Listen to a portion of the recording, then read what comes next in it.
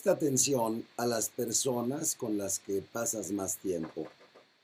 Branden explica que tendemos a sentirnos mejor y más cómodos con personas cuyo nivel de autoestima es similar al nuestro.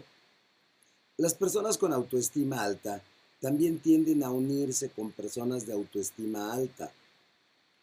La autoestima baja busca la baja autoestima en los demás, no de manera consciente. Imaginemos que la autoestima puede medirse en grados del 1 al 10, siendo el 10 la autoestima óptima y el 1 el menor nivel imaginable. Si un director tiene un 5, ¿a quién tiene más posibilidades de contratar? ¿A uno de 7 o a uno de 3? Mario, un hombre de 42 años, se definía a sí mismo como alguien que empieza proyectos pero no los termina. Había armado varios emprendimientos que no habían dado resultado y se preguntaba en qué estaba fallando. Al conversar un rato con él percibimos que en los distintos casos que nos contaba había algo en común. Todas las personas de las que había elegido rodearse para llevar a cabo sus proyectos, por diferentes motivos, terminaban comprometiéndose a medias, peleándose con él o abandonándolo. Mario, que era automotivado y un gran buscador de la excelencia, reflexionaba: cada vez que yo empezaba a levantar un poco de vuelo con el proyecto, se producía malestar a mi alrededor. Se enojaban conmigo, me preguntaban quién creía que era yo, me decían si pensaba que era diferente de ellos. Y sí, Mario era diferente de ellos. Su capacidad era diferente, pero su baja autoestima no le permitía darse cuenta y por eso remaba contra la corriente. Verónica de Andrés y Florencia Andrés en Desafiando Imposibles.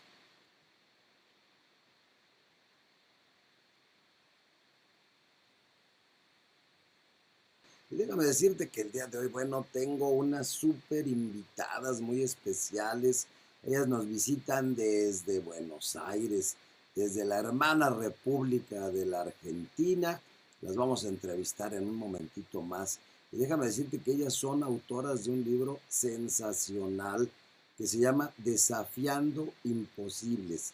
7 pasos para derribar obstáculos y alcanzar tus metas. Tú sabes que una de las cosas que aquí más te sugerimos y te proponemos en este tu programa, Opciones de Vida, es el camino de la lectura. Y de manera especial, bueno, yo te recomiendo las lecturas de desarrollo humano, porque fíjate que aparte de que ejercitas tu mente, ejercitas tu lectura, puedes encontrar mucha motivación y muchos tips que a algunas personas quizá les tomó muchos años de esfuerzo el llegar a esas conclusiones. Y bueno, tú las puedes hacer tuyas de una manera fácil y de una manera sencilla.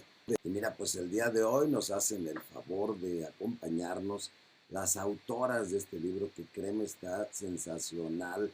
El libro se llama Desafiando Imposibles, 7 pasos para derribar obstáculos y alcanzar tus metas. Las autoras de este libro son Verónica de Andrés, a la que te voy a presentar en un momento más, y Florencia de Andrés, que es a quien tú puedes ver en este momento a través de live stream. Florencia, Andrés, no sabes qué gusto tenerlas aquí en esta mesa de trabajo, presentando este libro que yo lo considero una verdadera joya, es un compendio de desarrollo humano. Bienvenida, Florencia, ¿cómo estás? Muchas gracias, Carlos. Muy contenta de estar en tu programa. Qué bueno que nos hacen el favor de visitarnos, de estar aquí. Y bueno, cuéntanos un poquito esto de Desafiando Imposibles. Cuéntanos de estos 7 pasos. ¿Cuáles son los 7 pasos? Bueno, nosotros escribimos este libro para que las personas que creen que tienen muchas metas imposibles de alcanzar, y cada cual tiene sus propios imposibles.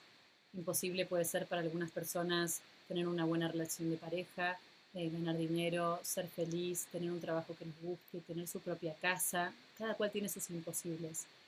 Lo que nosotros hemos descubierto es que la mayoría de esas cosas que creemos que son imposibles de lograr viven en nuestro interior. Tienen más que ver con convicciones internas que con realidades externas. Y por eso hemos escrito este libro con estos 7 pasos. El primer paso de nuestro método consiste en aprender a programar la mente para tener éxito. Y es un paso fundamental. Pues fíjate que nuestra mente es muy poderosa. Dios nos ha dotado de una mente maravillosa. Tenemos la cantidad de neuronas similar a la cantidad de estrellas que hay en la Vía Láctea. 100.000 millones de neuronas, con trillones de conexiones entre sí. Ahora, lo interesante es que todas esas neuronas funcionan de tal manera que muchas veces no nos juegan a favor. Tenemos 50.000 pensamientos por día y de esos 50.000, el 80% suelen ser negativos y acerca de nosotros mismos. Entonces es como que vamos con un crítico interior a todos lados. Y luego nos preguntamos por qué no puedo lograr mis sueños. Eso es. Oye, pues esto es interesante y mira, algo que me gustó mucho de este libro es esta parte que se refiere al efecto nocebo. O sea, todos hemos oído el efecto placebo. El Exacto. efecto placebo, vas al médico, te da una pastillita que a lo mejor es azúcar nada más. Pero si el médico te dice, este es el último descubrimiento de la medicina y tómeselo usted y una sola toma será suficiente para erradicar tal o cual enfermedad.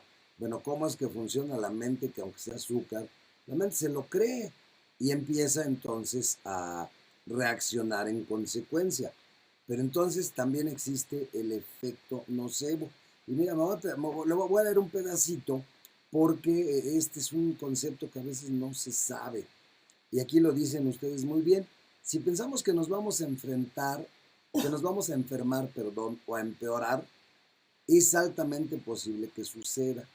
Este es el llamado efecto nocebo, que ha sido objeto de estudio del doctor Winfield Hauser, profesor asociado de medicina psicosomática de un hospital de Alemania. El efecto nocebo es lo opuesto al placebo, pero el mecanismo es el mismo. Se inunda la mente de una poderosa sugestión, es decir, nos podemos sugestionar a favor o nos podemos sugestionar en contra y lamentablemente hay muchas personas que están sugestionadas pero en contra de su realización. Exacto, y te voy a contar una historia, un caso real que contamos en el libro. El caso de un trabajador en un ferrocarril que un día quedó encerrado en un frigorífico, en una cámara frigorífica del ferrocarril. Y era un día donde él sabía que nadie lo iba a poder venir a rescatar, porque era el día del cumpleaños del capataz y todos se habían retirado. Preso de la desesperación al darse cuenta que iba a pasar toda la noche en la cámara frigorífica, empezó a tener pensamientos y diciendo, yo acá me voy a morir congelado. Y escribió sus últimas palabras de despedida sobre el suelo del ferrocarril, del vagón. A la mañana siguiente lo vinieron a buscar, abrieron la puerta del vagón y efectivamente la persona había muerto. Cuando hicieron la autopsia descubrieron que ese día el vagón frigorífico estaba apagado. En ese vagón no hacía frío.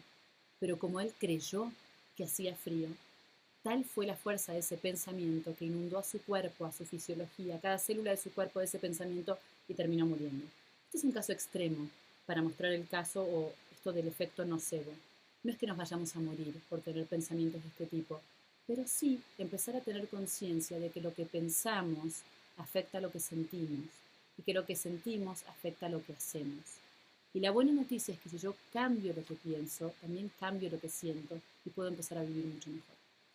Oye, Florencia, y también podemos sugestionarnos, por ejemplo, en relación al aprendizaje. Claro que sí. Y lo bueno es que podemos sugestionarnos de manera positiva. Fíjate que si un docente empieza a decirle a un alumno todas las cosas que hace bien y se dedica a destacar sus logros, desde sus actitudes hasta sus resultados, ese alumno empieza a acelerar su aprendizaje de una manera exponencial. Nosotras somos profesoras universitarias y lo sabemos. Y sabemos que cuando a los alumnos les decimos el primer día de la clase, dimos muchos años de clase en la maestría universitaria en coaching, cuando el primer día de cátedra les decíamos, sabemos que ustedes nos van a sorprender, esos alumnos nos sorprendían. Inevitablemente, indefectiblemente, año tras año, al llegar al día del examen final, todos los alumnos nos sorprendían. Es el famoso efecto Pigmalión, ¿verdad? Es también el efecto Pigmalión, claro, es esto de creer tanto, ponerle tanta fuerza a una imagen que esa imagen termine cobrando vida. Ok. Oye, bueno, y también hay cosas aquí muy interesantes. Aparte, algo que me llamó mucho la atención de este de este efecto nocebo, que es lo contrario al efecto placebo, es que dan muchos tips y me parece a mí que es un enfoque integral el que tiene este libro. Sí, Porque mira, por ejemplo, muchas personas se pueden interesar, ok, en la sugestión y en la programación mental. Oye, pero ¿en dónde dejan la alimentación? ¿Y claro. en dónde está el ejercicio físico? Entonces, aquí algo que me gusta es que también toman en cuenta la cuestión de la alimentación, la cuestión del ejercicio físico. Por ejemplo, dice aquí, ¿quieres sentirte bien? Hay 3 alimentos que no debes consumir. Claro.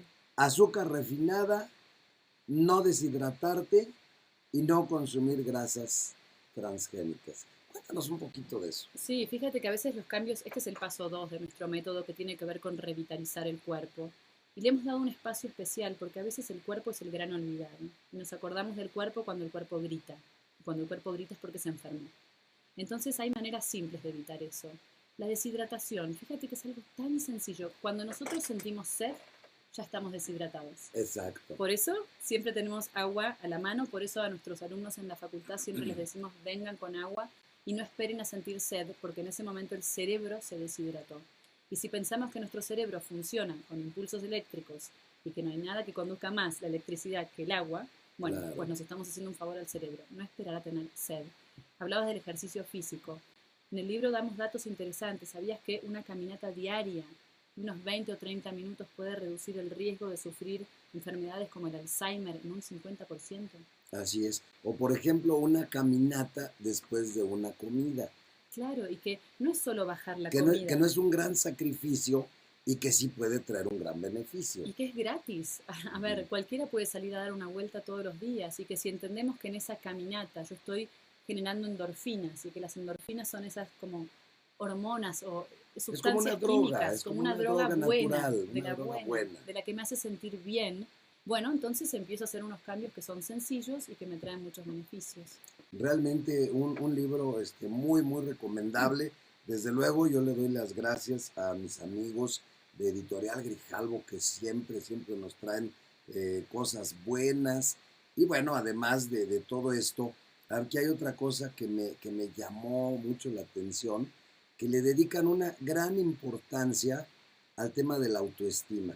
Fíjate que todos los que nos dedicamos al desarrollo humano, hablamos mucho de autoestima y la autoestima para acá y la autoestima para allá. Y mira, algo de lo que se habla tanto termina por no significar nada, porque está muy manoseado el término, el tema. Pero yo digo que no hay una panacea. Pero si hubiera algo parecido a una panacea, ese sería precisamente la autoestima. Y bueno, para esto yo quisiera pedirle ahora de manera muy especial a Verónica de Andrés, que también está aquí presente, que nos respondieras un poquito este término, Verónica, de lo que es el efecto de la autoestima, por favor. Cuéntanos. Bueno, empecemos por definir lo que es la autoestima. Nosotros definimos la autoestima como la confianza que no se puede fingir. Es un juicio de evaluación que hacemos hacia nuestra persona cuando nos hemos quitado todos los maquillajes y los roles, cuando nadie nos ve. Es la opinión que tenemos sobre nosotros mismos. Para que sea un poquito más claro todavía, cuando miramos hacia nuestro interior, todos tenemos una imagen de nosotros mismos. Como nos sentimos con respecto a esa imagen, eso es nuestra autoestima. Me gusta mucho lo que estás comentando, Verónica, porque es esa confianza sincera que tenemos. Es decir, no es algo que estamos fingiendo, no es una cara que estamos simulando, pero que por dentro la sensación, el sentimiento es otro. Es, digamos, es la cara más sincera que tenemos para nosotros mismos. Sí, nosotros decimos que la autoestima es el factor más importante en la vida de una persona. La autoestima es lo que va a determinar todo en la vida de un ser humano. La pareja que va a tener, la calidad de relaciones con sus amigos, cómo va a aprender a jugar, a trabajar en equipo, los estudios que se va a animar a completar o no, los emprendimientos que va a iniciar o no, su manera de encarar los tropezones de la vida o los fracasos, es el factor número uno en todo. Y la pregunta que nos hacen con frecuencia en nuestros cursos, conferencias y todas las personas que nos siguen en las redes sociales es, si esto es algo tan importante, ¿por qué será que tantas veces en la vida sentimos que nuestra autoestima está baja? Es decir, que esa confianza no está ahí presente en los momentos que más la necesitamos. Y me gustaría darles una breve explicación para todos aquellos que nos estén escuchando, especialmente padres, educadores o personas que estén en contacto con formación de niños y de jóvenes, que sepamos que la autoestima se forma en 3 espejos. El primer espejo donde un niño va a mirarse para ver qué imagen le devuelve es el espejo de los padres. Los comentarios reiterados de los padres a los hijos van formando esa imagen que el niño tiene de sí mismo. Si un padre todos los días a un chico le dice, sos un inútil, no servís para nada, sos un desordenado, difícilmente ese chico luego cuando crezca vaya por la vida pensando que él es muy capaz, que él puede aprender lo que sea, que él puede ser ordenado. El segundo espejo donde van a mirarse los niños para ver qué imagen le devuelve son los educadores. Nuestras palabras como educadores, la manera en que corregimos el trabajo de un alumno, no crean que no va a dejar una huella. Y yo siempre digo, fue una educadora la que a mí me cambió la vida. Porque yo en mis primeros años de escolaridad no era tan buena alumna. Me costaba mucho la forma tradicional de la escuela. Era mucho más del hemisferio derecho, por lo tanto, mi manera de aprender no era la manera tradicional que enseñaba la escuela. Hasta que una educadora, en 7º grado, empezó a ver lo bueno en mí y me lo dijo. Cuando una persona empieza a ver lo bueno en ti, tu vida puede cambiar. Me lo dijo de tal manera que a partir de ese momento yo empecé a creer en mí. Fue una bisagra en mi vida, porque a partir de ese momento nunca más me detuve. Me transformé en una estudiante exitosa, me gradué con honores en la Universidad de Oxford, manejo 3 idiomas a la perfección, escribí 2 libros, van 3 ahora porque hay uno nuevo publicado en Argentina que son bestsellers.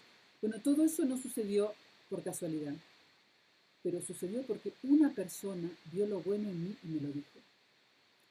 Ahora, aquellos que nos están escuchando pueden pensar, y yo no tuve esa suerte, no tuve esa persona que me haya destacado mis logros, que haya visto lo bueno en mí. Bueno, hoy como adulto, tú eres esa persona que puede empezar a ver lo bueno que hay en ti, a destacarlo, a ponerlo por escrito y a poder contarle y compartir con los otros esos logros que tienes que a veces pasan desapercibidos. Oye, pues es sensacional lo que nos están comentando Verónica y también Florencia en relación a este tema de la autoestima. Y creo que lo mejor de todo esto, bueno, es aprender a creer en nosotros mismos, desarrollar confianza, desarrollar seguridad. Quizá hay muchas personas, muchos opcionautas que nos están escuchando y digan, bueno, Carlos, es que mi papá o mi mamá nunca se refirió a mí como el inteligente o como el bueno para todas las cosas. ¿Qué hago ahora? Bueno, pues yo creo que ahora, y lo dice el libro, tú te tienes que convertir en tu propio programador. Y ahí está el efecto de tomar el control de algo tan valioso como es nuestra mente. Y nosotros somos el programa, nosotros somos el software, pero también nosotros somos los programadores. Absolutamente. Y para todas aquellas personas que piensen, yo no tuve una infancia feliz, yo no tuve la suerte de tener un educador que me haya visto lo bueno en mí, quiero contarles una historia. Hay alguien que tuvo una infancia casi imposible de remontar, muy difícil. Este es el caso de Carlitos Chaplin, tal vez no lo conozcas. Charles Chaplin. Charles Chaplin, tal vez no conozcas su historia cuando él era niño. Resulta que nunca conoció a su padre, su madre era esquizofrénica, y pasó la mayor parte de su infancia en un orfanato. Y él contaba que había días que salía del orfanato para mendigar. Y él decía, aún en aquellos días en los que yo vivía en el orfanato y salía por las calles a buscar un pedacito de pan, aún en esos días yo me decía a mí mismo que yo un día iba a ser el actor más grande de todos los tiempos. Él conocía su talento, conocía su pasión, la actuación, eso lo supo desde niño. Pero lo que hizo que ese talento brillara fue lo que él se decía a sí mismo. Yo un día voy a ser uno de los actores más grandes de todos los tiempos. Déjenme decirles que este libro, Desafiando Imposibles, está sensacional, a mí me encantó y sobre todo me gusta mucho esa parte en la que hablan precisamente de Charles Chaplin y en donde inclusive viene una composición que voy a leer un pedacito nada más, pero yo sé que se van a quedar picados los amigos opcionautas, y dice así: al cumplir 70 años, Charles Chaplin escribió un poema magnífico que parece un himno a la autoestima. A continuación te regalamos una selección de las estrofas que más nos gustan. Es una selección hecha por Verónica y por Florencia. Y dice: cuando empecé realmente a quererme, dejé de anhelar una vida diferente y pude ver que todo lo que pasaba a mi alrededor era una invitación para crecer. Hoy sé que esto es madurar. Cuando empecé a quererme, entendí que siempre y en cualquier ocasión estoy en el momento adecuado, en el lugar adecuado, y que todo lo que sucede es oportuno. Desde entonces estoy tranquilo. Hoy sé que esto es la confianza. Cuando empecé realmente a quererme, me liberé de todo lo que no era sano para mí. Alejé de mí comidas, personas, objetos, situaciones y sobre todo aquello que siempre me hundía. Al principio lo llamé egoísmo sano, pero hoy sé que esto es el amor propio. Cuando empecé realmente a quererme, dejé de querer tener siempre la razón. Así me he equivocado menos. Hoy sé que esto es ser modesto.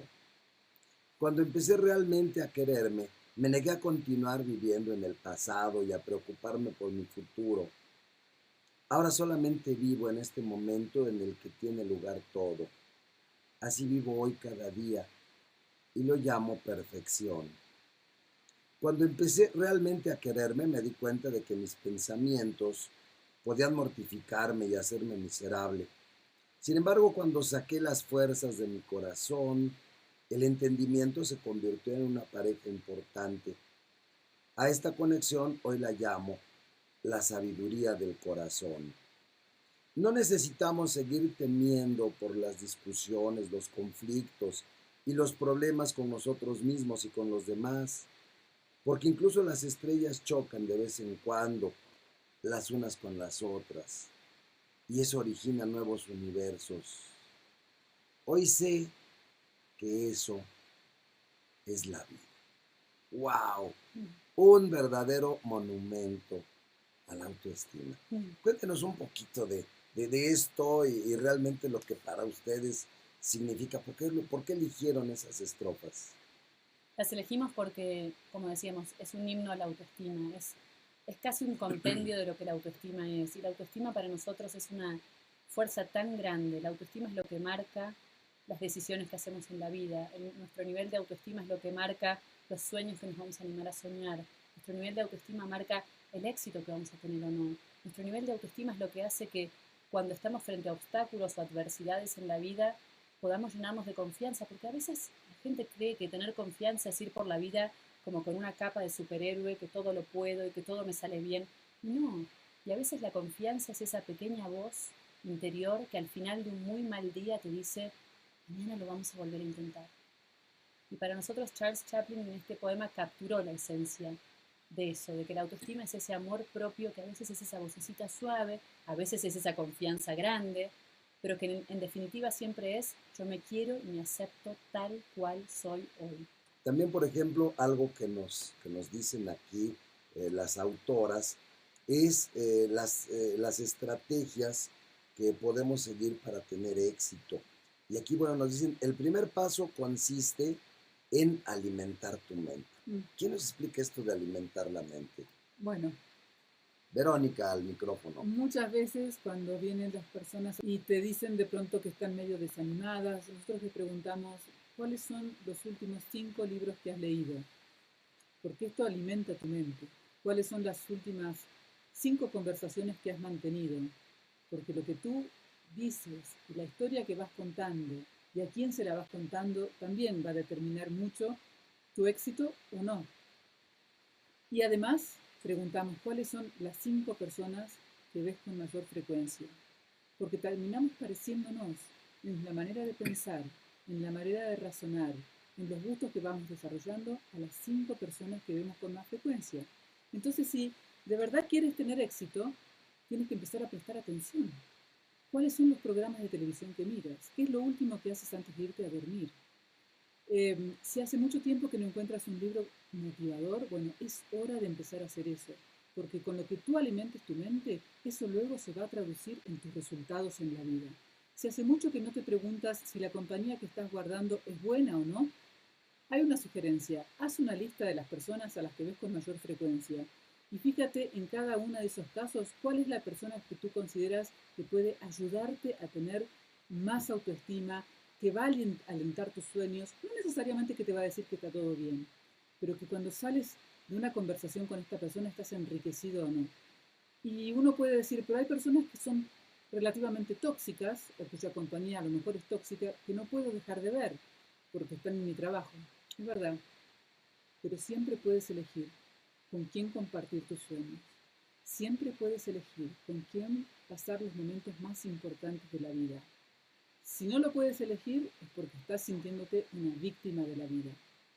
Eso es. Y bueno, otra cosa que nos comentan aquí Verónica y Florencia es, el segundo paso consiste en fortalecer tu cuerpo. Sí, como decíamos antes, el cuerpo es el gran olvidado y muchas veces nos olvidamos que necesitamos el movimiento. El movimiento es algo que no solamente le hace bien al cuerpo para tener más vigor o para estar más en forma, que por supuesto es algo que nos importa, sino que además el movimiento es algo que le hace bien al cerebro. En nuestro libro Desafiando Imposibles nosotros les planteamos unas técnicas que fueron desarrolladas por médicos neurólogos y son movimientos muy sencillos y que se conoce como gimnasia cerebral o brain gym en inglés. Para todos los que estén interesados, sepan que hay ciertas rutinas que podemos hacer de 5 minutos todos los días, donde al realizar esas rutinas lo que estamos haciendo no solamente es fortalecer nuestros músculos, sino lograr, por ejemplo, que nuestros hemisferios cerebrales se comuniquen de mejor manera. Eso es. Luego también dice aquí, el tercer paso es encontrar a alguien que puedas tomar como modelo y armar un plan. ¿Qué decimos a este respecto, Florencia? Que a veces resulta muy inspirador, especialmente cuando estamos pasando por una crisis, porque esto que estamos describiendo son los pasos para atravesar una crisis, que tiene que ver con el paso 4 de nuestro modelo, porque es tan importante cuando estamos en momentos de crisis aprender a resignificarlas. Y una cosa que podemos hacer es, en lugar de juntarnos con amigos a hablar de lo mal que está todo y de seguirnos quejando y de seguir alimentando los pensamientos y las emociones negativas, es hacer todo lo contrario. Por ejemplo, puedo elegir seguir a alguien que yo vea que está haciendo las cosas bien y ver qué es lo que está haciendo. Y quizá puedo leer un libro de una historia real de alguien que me inspire, o quizás puedo ir a tener una conversación con una persona que yo diga, a ver, cuéntame, ¿cómo estás haciendo tú tu camino? Se trata de salir del círculo vicioso de seguir alimentando toda la negatividad, porque más negatividad, aquello en lo que me enfoco, crece. Si yo me Eso enfoco en es. los problemas van a crecer. Si me enfoco en las soluciones van a aparecer. Oye, hay muchas llamadas, a ver cuántas me pueden ayudar a responder. Eva Andrade, ella nos habla de Jalisco. Dice, yo no tuve la suerte de tener padres que me educaran. Ahora estoy haciendo mi Ceneval, gracias a esto aprendo, gracias a que aprendo mucho en Radio Centro. También yo entiendo todo en las clases, pero cuando hay un examen se me pone en blanco la mente y me pone de nervios. ¿Qué hago? ¿Qué le dirían ustedes? Verónica, ¿quieres comentar algo, Sí, por cómo no. favor? A nuestra amiga Eva Andrade. Eva, Adelante. Eva, algo que puedes hacer es empezar a usar el poder de tu imaginación para que te juegue a favor, porque seguramente esa imagen de la mente en blanco frente al examen es algo que ya tu mente lo tiene como registrado. Entonces lo que te vamos a invitar a hacer es a pasarte la película de la imagen deseada y borrar la imagen temida. Es decir, que antes de dar un examen, estudiar tienes que estudiar, pero antes de dar un examen, cierra los ojos, si puedes todos los días varias veces antes de ese examen, e imagínate escena por escena cómo quieres que sea ese momento, cómo quieres sentirte, cómo va a ser tu cara, cómo va a ser tu rostro, cómo va a ser tu respiración, cómo va a ser el resultado que luego vas a tener. Cuando salgas del examen, ¿a quién te gustaría llamar por teléfono? Esto que te estoy diciendo es hacer una visualización, es programar tu mente para que empiece a pasar la película de lo que quieres lograr, pues si no haces eso, tu mente te va a pasar otra película. Te va a pasar la película de lo que temes no poder alcanzar. Muy bien. Luego dice Manuel Brión, dice, desde hace un mes ya estoy separado de mi pareja, pero tengo pensamientos destructivos. En días estoy bien y en otros estoy muy mal. ¿Qué hago? Manuel Brión tiene 30 años. Yo voy a meter mi cuchara. Manuel Brión, si te separaste de tu esposa, no sé si ella se fue o cómo estuvo la situación, pero si ella se fue, pues no se fue porque la haya estado pasando muy bien contigo. Fíjate que no sé si coincidan Verónica, Florencia, que cuando estamos viviendo una ruptura sentimental, tendemos a culpar a la pareja. Es que se fue porque es ingrata, es que me dejó. Pero el problema no es con tu pareja, el problema es contigo mismo.